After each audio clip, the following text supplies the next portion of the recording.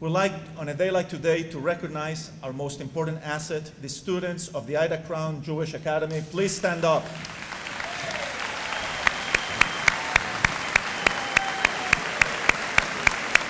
Can we have now all the alumni of the Academy? Please stand up.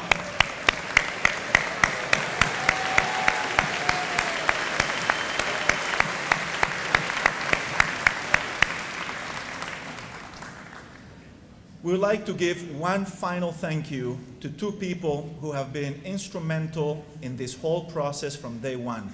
People who have really given their soul and their every hour of the working day committed to this, not just to this project, but also to the Ida Crown community in general. They are two people who made David and my job look very, very easy. Jane Best and Deva Swelling. Please stand up. Get up.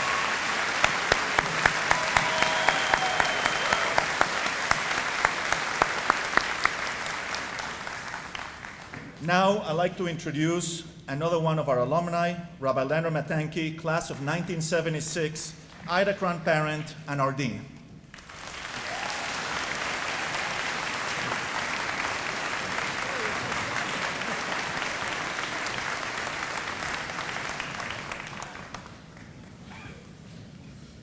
Wow. Just a little over an hour ago, before this remarkable gathering, before we heard from all of the great communal leaders who preceded me at this podium, a small gathering of Academy family began to dedicate this building in a uniquely Jewish way by forming the very first minyan in our new Beit Midrash. We prayed together and we sang together, and more than a few of us were moved not only by the prayers, but by the moment, by the realization that after more than a decade of commitment to a dream, this campus, this Makom Torah, this symbol of all that is great and good about a modern Orthodox Jewish education, has finally come to fruition. It was an unforgettable experience, one that I will treasure, and one that is only surpassed by this gathering, by seeing you, all of you here today to celebrate the past, the present, and the future of our school. 20 years ago, I began to serve what I thought was a one-year interim principalship at my alma mater. It was an opportunity that I embraced because my history with the Academy goes back so many years. My father-in-law was a student in the Academy in the 1940s, and I've often shared my memories of the groundbreaking of 2828 Pratt in the 60s. I was a student in the 70s, a faculty member in the 80s and beyond, and my children were students in the 90s and into this new millennium. And while so much has changed, one thing has remained constant, that the Academy has remained true to its mission, a mission that in 1942 was described, and I quote, to integrate secular studies with a thorough Jewish education in order to foster religious living and learning among the rank and file of American Jewish youth, and a mission that we describe today as inspiring B'nai and B'not Torah to thrive in the modern world. And the credit goes to so many, to both our lay and Klei Kodesh, to our founders, the Associated Talmud Torahs and the Hebrew Theological College, to the Jewish Federation of Metropolitan Chicago, and especially our very good friends, champions of this project, Dr. Stephen Nassiter and Jeffrey Cohn, to the Crown, Goodman family, and to Mr. Lester Crown and Mr. Charles Goodman, who were with us every step of the way with devotion, with generosity of spirit, and with a vision of greatness. To Academy alum, Rabbi Morris Esformis and his wife Delicia, who dedicated this campus to the memory of his father, Mr. Philip Esformis, Zichrono Livracha, and of course to his mother, Mrs. Esformis, who we are so honored to have with us here today. To Jacques Licksberg and David Strulowitz, who shepherded this campaign with grace, skill, and never-ending devotion. To our parents and students, and especially to the great Jewish educators, men and women who devoted their lives to our school and who were led by great visionaries. First and foremost, my principal, Rabbi Shlomo Rappaport Zal, whose wife Hilda is here with us today.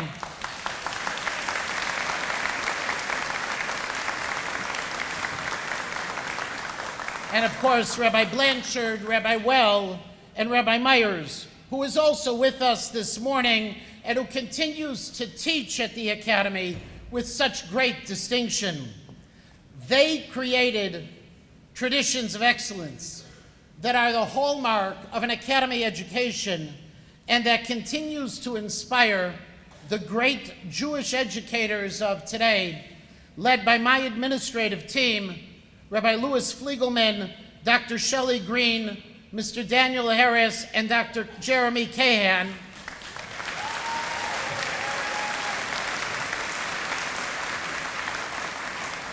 Our office team, CFO Michael London, Wendy Margolin, Rachel Topper, Candace Reeses, Joanne Maris, and Antoinette Burson, and of course, the development team, led by Dava Zwelling, but on this project, led especially by Jane Best, the director of this project campaign.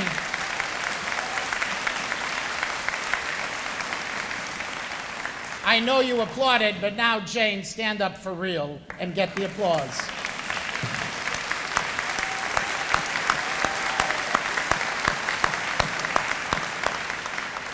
Jane, you made this day really happen.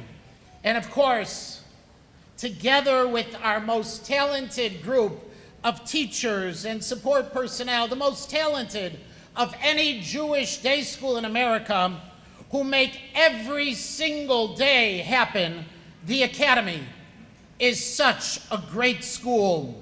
And so today is a tribute to all of you and to all of them, a tribute to their talent, their love, their devotion to our students, and your commitment to the Ida Crown Jewish Academy.